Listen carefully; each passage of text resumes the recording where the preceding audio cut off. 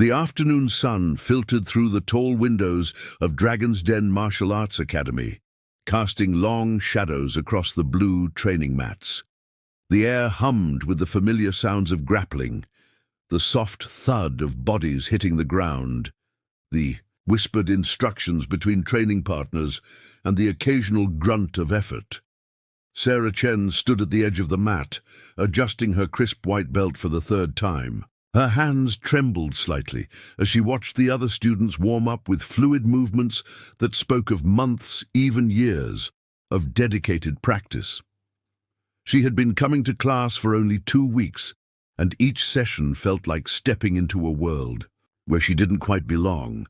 At 28, Sarah was older than most of the beginners. Her corporate job at the insurance company had left her feeling disconnected from her body, spending long hours hunched over spreadsheets and drowning in the fluorescent lighting of her cubicle. The decision to try Jiu-Jitsu had come after yet another sleepless night, staring at the ceiling and wondering if this was all there was to life. The instructor, Professor Martinez, clapped his hands twice to gather everyone's attention. His weathered face bore the calm confidence of someone who had spent decades perfecting his craft. "All right, everyone, let's start with some light rolling. Remember, this is about learning, not winning." Sarah's stomach tightened. Rolling, the term they used for sparring, still felt foreign and intimidating. She watched as students paired off naturally, drawn together by familiarity and shared experience. She found herself standing alone, hoping someone would notice her without having to ask. "Looks like the insurance lady needs a partner," came a voice from across the mat. Jake Morrison, a purple belt with broad shoulders and an easy smirk, was looking directly at her. Several students chuckled, and Sarah felt heat rise to her cheeks. Jake had made similar comments before, always with a grin that suggested he was just joking, but with an edge that cut deeper than humor. He was one of those people who seemed to command attention effortlessly, his voice carrying across the room, even when he spoke quietly. "Come on, Sarah," Jake continued, walking toward her with exaggerated slowness. "Let's see what 2 weeks of YouTube tutorials can do." More laughter rippled through the group. Sarah's hands clenched involuntarily, but she forced herself to nod and step forward. She had dealt with workplace bullies before, people who used humor as a weapon while maintaining plausible deniability. The sting was always the same, the feeling of being reduced to something less than human, something to be mocked for entertainment. They knelt facing each other on the mat, following the traditional greeting ritual. Jake's grip was firm when they slapped hands and bumped fists, his smile never wavering. "Don't worry," he said, loud enough for others to hear. "I'll go easy on you." The moment they began, Sarah felt Jake's weight pressing down on her like a living blanket. He moved with practiced efficiency, securing grips on her GI and maneuvering her into positions she couldn't escape. Within seconds, she found herself trapped beneath him, his forearm pressing gently but insistently against her neck. "Tap whenever you want," he said, his voice carrying that same patronizing tone. No shame in it. Sarah tapped, and they reset. The pattern repeated. Jake would secure a dominant position, apply a submission hold with technical precision, and wait for her inevitable surrender. Each time his commentary continued. "See, this is why technique beats strength," he announced. "To no one in particular. Doesn't matter how determined you are if you don't know what you're doing." Around them, other pairs continued their training, but Sarah could feel eyes occasionally drifting toward their match. Some students wore expressions of mild discomfort, as if they recognized that something wasn't quite right, but weren't sure how to address it. Others seemed entertained by the obvious mismatch. Professor Martinez was working with a group of advanced students across the room, offering detailed corrections to their technique. He glanced over occasionally but didn't intervene. In the hierarchy of the academy, purple belts like Jake were trusted to mentor beginners appropriately. As they reset for what felt like the 20th time, Sarah found herself thinking about her father. He had been a quiet man, someone who preferred fixing broken things to talking about his feelings, but she remembered something he had told her when she was 12, dealing with a bully at school who seemed to take particular joy in making her miserable. Some people, he had said, his weathered hands still working on the carburetor he was rebuilding, mistake quietness for weakness. They think because someone doesn't make a lot of noise, there's nothing inside worth noticing. But sometimes, the strongest steel is the kind that doesn't announce itself. Her father had been gone for 3 years now, but his words suddenly felt present in the room, as real as the mat beneath her knees.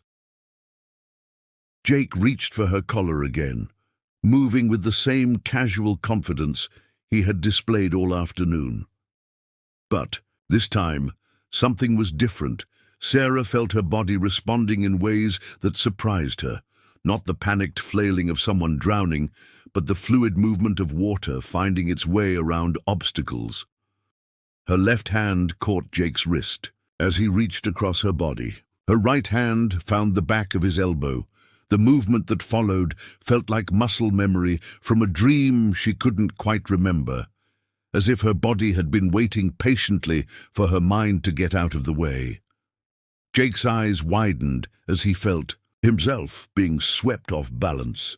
His base crumbled beneath him, and suddenly Sarah was on top, her knee positioned precisely across his ribs, her hands controlling his arms with a gentleness that somehow made escape impossible.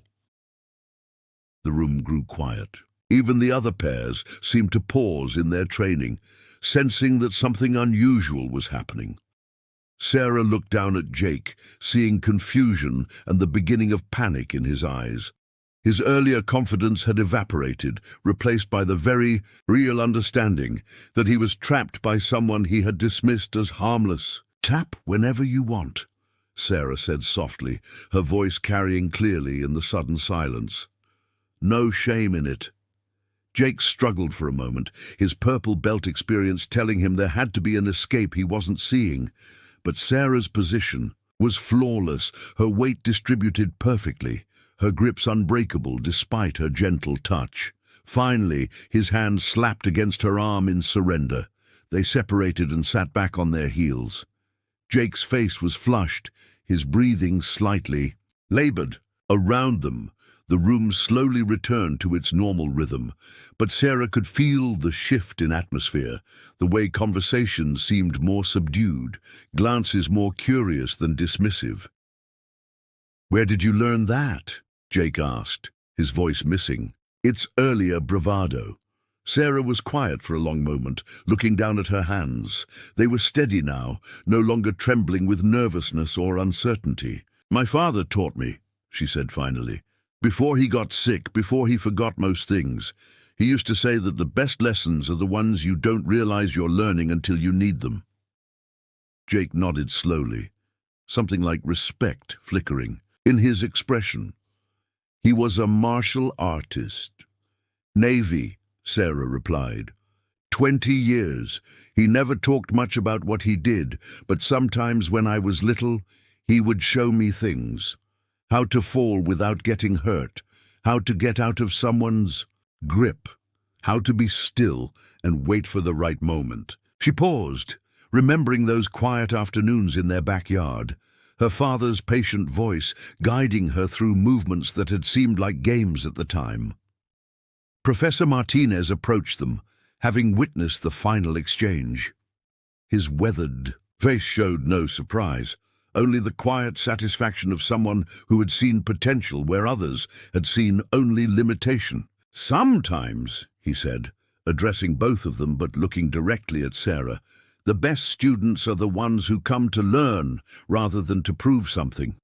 The technique will reveal itself when the ego gets out of the way." Jake extended his hand to Sarah, and this time his grip carried genuine respect. "I'm sorry," he said quietly. "I was being an ass." Sarah shook his hand, feeling the weight of his apology. "We're good," she said simply. As class ended and students began filtering, Toward the locker rooms, several people approached Sarah with genuine curiosity about her background. The conversations were different now, marked by the kind of respect that comes not from fear, but from recognition of hidden depths. Walking to her car later, Sarah felt something she hadn't experienced in years, a sense of belonging that had nothing to do with performance or approval. Her father's lessons had been about more than self-defense. They had been about understanding that strength doesn't always announce itself, that the most powerful responses sometimes come from the quietest people. The evening air was cool against her face as she drove home, the city lights blurring past her window. Tomorrow, she would return to her cubicle and her spreadsheets, but something fundamental had shifted. She wasn't the same person who had walked into the academy that afternoon, trembling with self-doubt and desperate for acceptance. In her rearview mirror, the lights of Dragon's Den grew smaller until they disappeared entirely. But the lesson would remain, not just the physical technique, but the deeper understanding that came with it. Sometimes the strongest steel is indeed the kind that doesn't announce itself, waiting patiently for the moment when its true nature can finally be revealed.